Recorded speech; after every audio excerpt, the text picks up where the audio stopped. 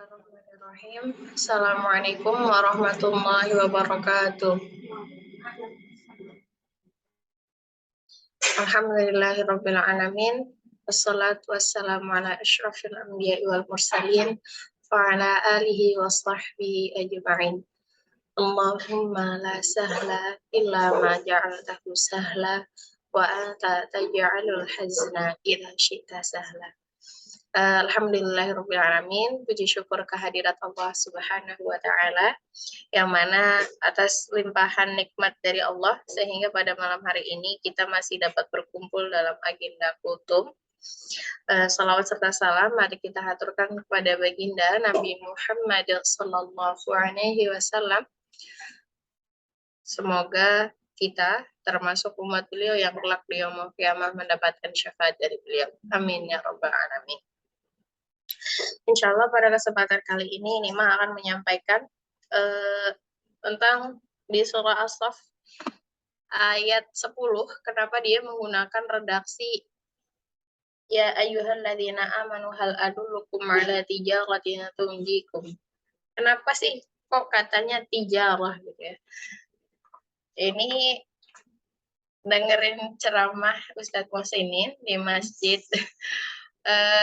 Masjid Tanah Abang, pokoknya itu blok di Tanah Abang, nama masjidnya aku lupa. Tadi juga pas nemu, Masya Allah, Ustadz Muhsinin. Jadi, ayat 10 itu artinya, wahai orang-orang yang beriman, maukah kamu aku tunjukkan suatu perdagangan yang dapat menyelamatkan kamu dari azab yang pedih. Ini kalau berdasarkan penjelasan Ustadz Muhsinin tadi, kenapa sih menggunakan katanya tijarah? Karena pada zaman itu, gitu ya, maksudnya penduduk Mekah, Madinah itu sudah populer dengan namanya perdagangan. Jadi ini untuk hal besar, tapi oleh Allah diberikan gambaran yang mudah, yang sudah dekat dengan mereka. Dan sudah jelas mereka ketika mendengar kata perdagangan, pasti akan untung. Tapi untung yang ingin Allah sampaikan itu bukan hanya di dunia yang sifatnya sementara. Nah, Ustadz Muhsinin tadi itu menjelaskan ada 4 level orang yang tahu tentang untung. Yang pertama itu level anak SD. Yang penting tahunya kalau jual beli, ya udah aku pasti bisa dapat penghasilan gitu. Atau beliau bilang tadi income, iya kayaknya gitu deh. Iya income gitu ya, dapat untung. Nah sebenarnya itu yang masih enak dasar banget, ya jual beli dapat untung. Nah yang tingkat SMP itu setelah dia bisa dapat untung, dia bisa investasi. Nah investasi terbesar itu bisa kayak berkembang itu Ustadz Muslim menjelaskan cuman 20%, 20% itu maksimal banget. Bahkan kalau lu sampai nyebutin di mana ada yang 16%, ada yang 14% gitu, tapi ini maksimal itu 20%. Dan yang tingkat ketiga yaitu adalah habis SD, SMP berarti SMA. Nah, SMA itu tingkatannya dia udah bisa habis investasi nanti bisa berkembang. Maksudnya dari hasil kembangnya investasi yang berkembang itu kayak bisa buka cabang kemana lagi gitu, memperluas bisnisnya gitu. Yang tingkatan kuliahan, maksudnya udah level tinggi itu dengan keberuntungan yang sistemnya infak. Jadi kalau yang sudah sama-sama kita ketahui, infak itu bukanlah membuat harta kita habis, tapi akan diganti oleh Allah dengan yang berkali lipat. Nah, di sini tingkatan infak itu bukan buat orang yang masih levelnya ece-ece. Maksudnya level SD kayaknya belum sampai ya. Nah, makanya disebutnya level perkuliahan. Karena dia udah tahu, aku nggak akan untung di dunia doang. Karena nanti akan ada kehidupan akhirat yang aku bisa menikmati hasilnya itu, dan itu kekal di sana gitu. Makanya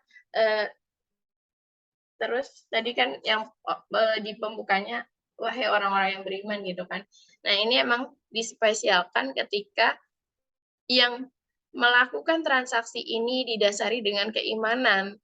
Ya mau dia berbuat baik kayak apa, tapi tidak ada keimanan dalam hatinya, ya itu tidak sesuai dengan yang Allah janjikan gitu. Dia akan beruntung, itu tidak. Tapi pertama harus punya keimanan gitu. Kemudian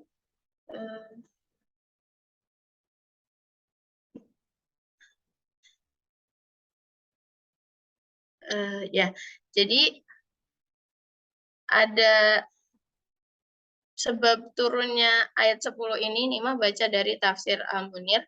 Ibnu Jarir meriwayatkan dari Abu Saleh, ia berkata, mereka di sini berkata, seandainya kami mengetahui apa amal yang paling dicintai oleh Allah Subhanahu wa taala dan paling utama, kemudian turunlah ayat ini, ya ayyuhalladzina amanu hal adullukum ala tijaratin tunjikum min adzabin alim.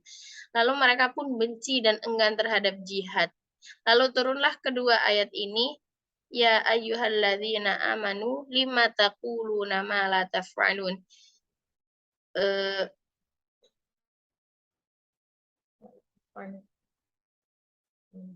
Ya, jadi itu sebab turunnya ayat 10 ini. Nah, Ibnu Abi Hatim meriwayatkan dari Abdullah bin Abbas radhiyallahu anhu keterangan serupa. Nah, Ibnu Abi Hatim juga meriwayatkan dari Abdullah bin Abbas radhiyallahu anhu dan Ibnu Jarir dari Al-Dhahhak ayat lam taquluna ma la taf'alun turun menyangkut seorang laki-laki yang mengaku-ngaku telah menikam dan membunuh dalam peperangan. Padahal sebenarnya ia tidak melakukan semua itu. Jadi ngaku-ngaku doang, padahal ia tidak melakukan itu, nggak jihad gitu, nggak menyukai. Nah, amalan apa yang akan membuat manusia itu beruntung di dunia dan juga di akhirat disebutkan di ayat berikutnya, tu'minuna billahi wa rasulihi wa tujahiduna fi sabilillahi bi amwalikum wa anfusikum. Dzalikum khairul lakum in kuntum ta'lamun. Yang artinya yaitu kamu beriman kepada Allah dan Rasul-Nya dan berjihad di jalan Allah dengan harta dan jiwamu, itulah yang baik bagi kamu jika kamu mengetahui. Ya. Keberuntungannya dengan transaksi yang pertama harus dilakukan yaitu adalah beriman kepada Allah. Tidak cukup hanya iman kepada Allah, tapi juga harus disertai iman kepada Rasul-Rasulnya Allah. Kemudian berjihad di jalan Allah dengan harta dan jiwa. Jadi nggak bisa, maksudnya hanya jihad setengah hati gitu berangkatnya, atau misalnya bawa bekalnya setengah-setengah, nggak optimal. Itu ya nggak apa-apa, cuman Allah akan lebih suka ketika hambanya itu berjihad dengan bekal maksimal, terus fisik yang maksimal gitu. Jadi ya benar-benar yang terbaik dia keluarkan untuk jihad di jalan Allah dengan jiwa dan juga hartanya. Kemudian itulah yang lebih baik bagi kamu jika kamu mengetahui. Nah, cuman kadang jiwa-jiwa manusia ini gitu ya, udah tahu, tapi untuk mengerjakannya tadi seperti di asbabun nuzulnya, enggan untuk melakukannya gitu. Dan bentuk-bentuk jihad itu kan juga banyak ya, jadi nggak harus turun ke ketemu musuh terus menghunuskan pedang, itu tidak. Cuman yang bisa kita lakukan dengan bersungguh-sungguh belajar, mencari ilmu, terus juga jihad yang buat ibu-ibu ketika melahirkan itu juga kan Masya Allah gitu ya. Jadi bentuk jihad ini tidak harus yaitu bertemu musuh langsung berlawanan pakai pedang gitu atau senjata, atau misalnya dengan bambu runcing atau tombak gitu ya, zaman perjuangan kemerdekaan negeri kita dulu. Jadi itu yang bisa Nikmat sampaikan tentang kenapa sih redaksinya menggunakan tijarah gitu, karena tijarah ini sudah dekat dengan masyarakat, biar biar nggak kesusahan gitu ngejelasinnya gitu, jadi ya biar mudah diterima oleh masyarakat gitu. Itu sih yang Nikmat pahami dari penjelasan Ustaz Muhsinin dan yang dari dibaca dari kitab Al-Munir. Semoga ada kebermanfaatan yang bisa diambil. Jadi ada tambahan sedikit untuk fikih kehidupan. Jadi hal-hal yang bisa kita ambil gitu. Yang pertama, Allah Subhanahu wa taala menunjukkan kepada sebuah perniagaan yang menguntungkan dan menyelamatkan dari azab yang pedih, lagi memilukan di akhirat. Ya tadi perniagaan itu adalah beriman kepada Allah dan Rasul-Nya serta berjihad di jalannya dengan harta dan jiwanya.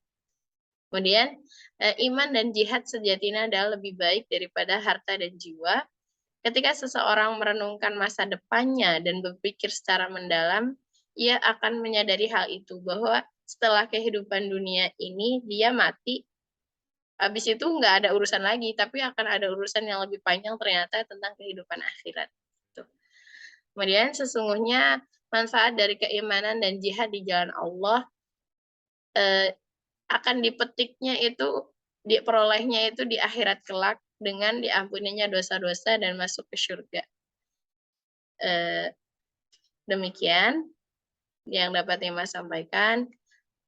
Kurang lebihnya mohon maaf lahir dan batin, yang salah karena masih keterbatasan ilmu yang Ima miliki. Iya, mari kita tutup dengan kafaratul majlis.